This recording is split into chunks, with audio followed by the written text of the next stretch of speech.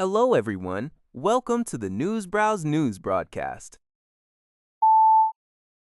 According to GG Press, U.S. President Donald Trump announced on June 29th that he will nominate Acting Labor Secretary Keith Sonderling to serve as the next Labor Secretary. Trump praised Sonderling on social media, stating that he has delivered results for hardworking people and expressing strong confidence that he will perform exceptionally in his new role.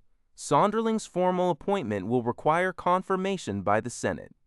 Trump had effectively dismissed the previous Labor Secretary, Lori Chavez DeRemer, in April following reports of an alleged extramarital affair and drinking on the job, which reportedly drew the president's dissatisfaction.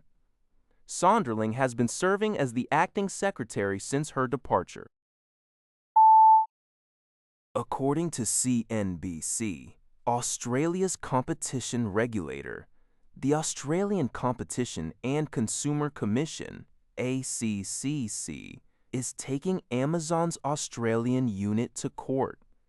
The regulator alleges that Amazon used unfair contract terms in its Prime subscriptions to introduce advertising to its Prime video streaming platform.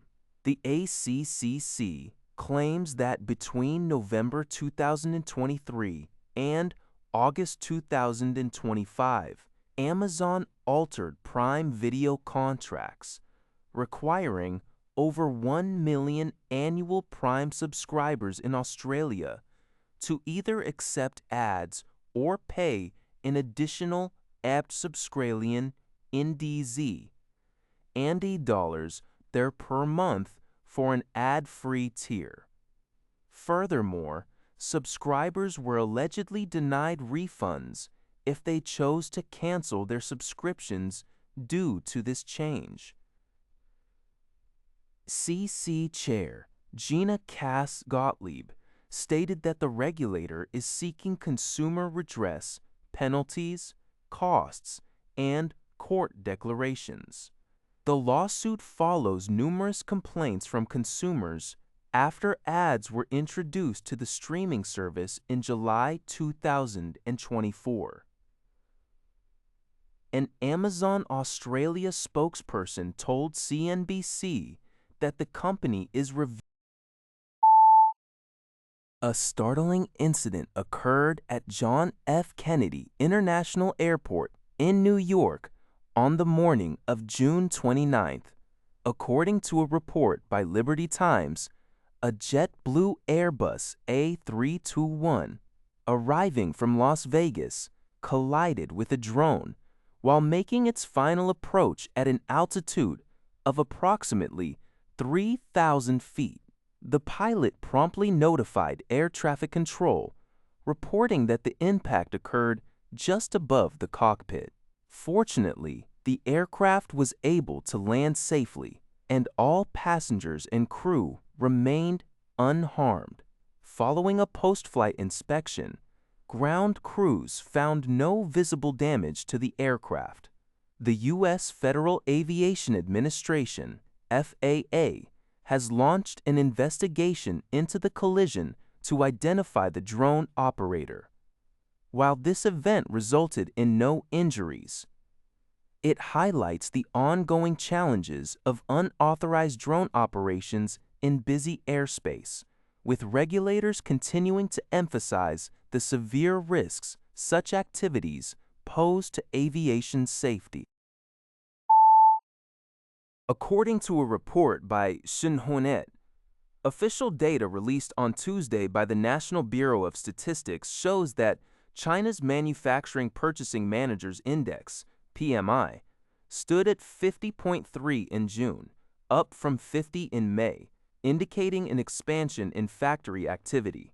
Meanwhile, the non-manufacturing PMI, which covers the construction and service sectors, also registered growth, rising to 50.2 in June from 50.1 in the previous month.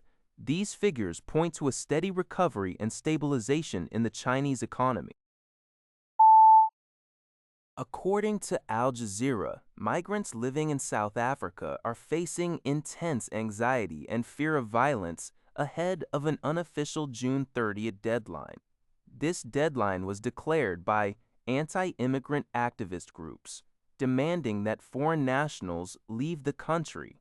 Although the South African government has dismissed the notices circulating on social media as fake and urged for calm, many undocumented and documented migrants, particularly from Malawi and other neighboring African nations, are terrified for their safety.